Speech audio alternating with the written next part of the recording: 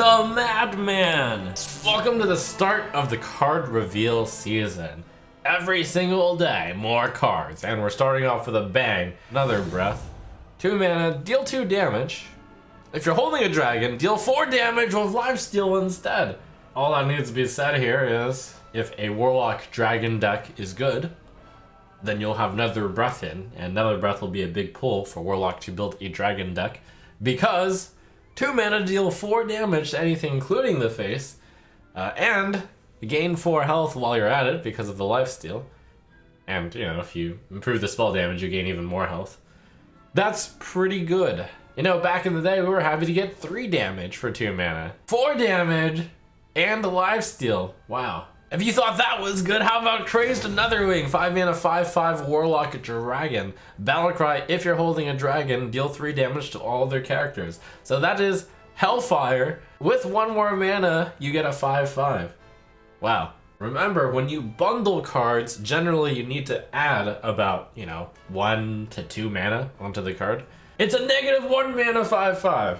And it comes, it's a Hellfire. If you thought Duskbreaker was good, Crazed Netherwing is quite possibly better than Duskbreaker. For 1 more mana, you get +2/+2 more stats. So yeah, that's pretty sweet. The fact that it hits all characters is probably a slight bummer because Control Warlock would probably rather not hit its own face, but it's a small price to pay when you're getting a 5 mana 5/5 along with your Hellfire. And Hellfire was played in pretty much every single control deck ever for Warlocks. Yeah, these 2 cards are really, really good and strongly push Warlock towards trying to fit in some dragons. Speaking of holding a dragon being pushed, how about the dragons? Wow, what a card! It's a Paladin 5 mana 4/6 dragon. It's Amber Watcher, Battlecry, restore 8 health. Back in the day, we played Antique Healbot in our Control Paladin decks and we liked it. Control Dragon Paladin has been a thing in the past, and I think it is clear that it is intended for Control Dragon Paladin to once again be a thing.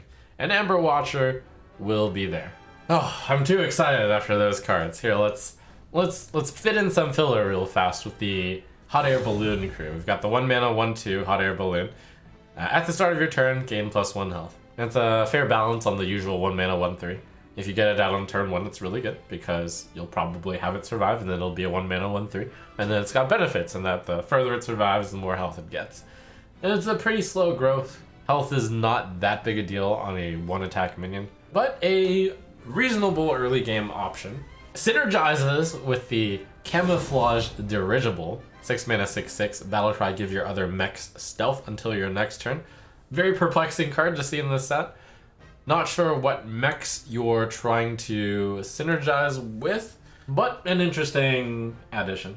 Now back to the exciting stuff. We've got Rogan Ekrem Apothecary. 4 mana 2/5 combo. Draw a Death Rattle minion from your deck and gain its Death Rattle. Wow, what a card.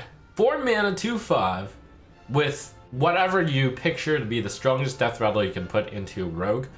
It even has the word Necreum in it, hinting that you should use Necreum Blade with the Necreum Apothecary. Like the turn 3 Necreum Blade into turn 4 Backstab Necreum Apothecary. Your Necreum Apothecary gets your Mechanical Whelp.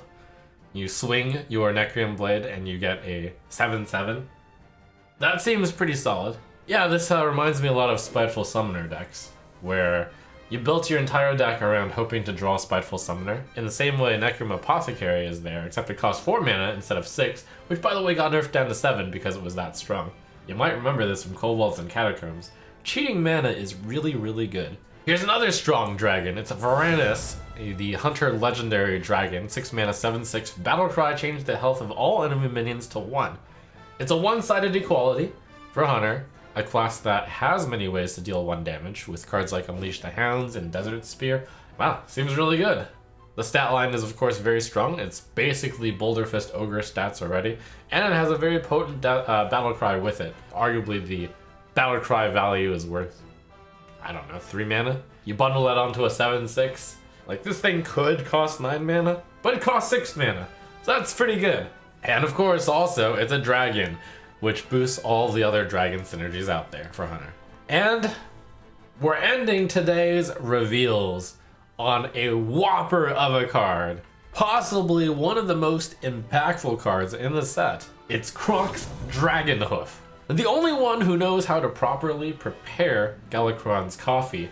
6 mana 6/6 legendary battlecry, draw Galakrond. If you are already Galakrond, unleash a devastation.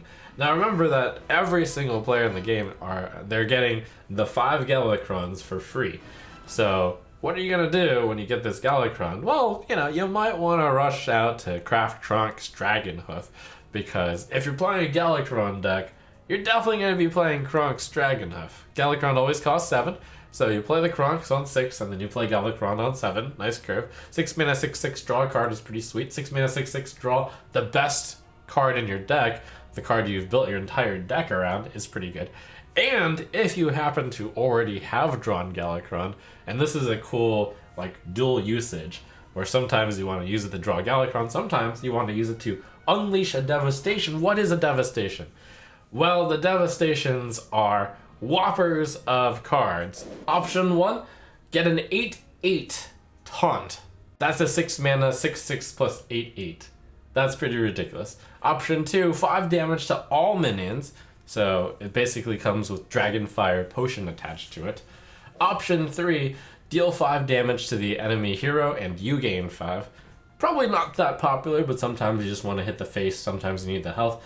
And then finally, +2/+2 to all minions. So it's strong if you have a lot of minions, it's strong if you have no minions and your opponent has a lot of minions. It's strong if it's this only card that you play because you just get an 8/8 and they have nothing else. And it's strong if your opponent's at 5 or if you are very low as well. So that basically covers all the situations. What can I say other than the only downside to Crocs Dragonhoof is you have to have Galakrond and Galakrond synergy in your deck. Which is to say, basically, that the only way this card is bad is if all 5 versions of Galakrond end up being bad. That seems unlikely to me. So I think Crocs Dragonhoof will easily be one of the most influential cards in the set. So what a start to daily card reveals. What an insane batch of cards. What other insane cards await us in the future? We'll just have to wait and see.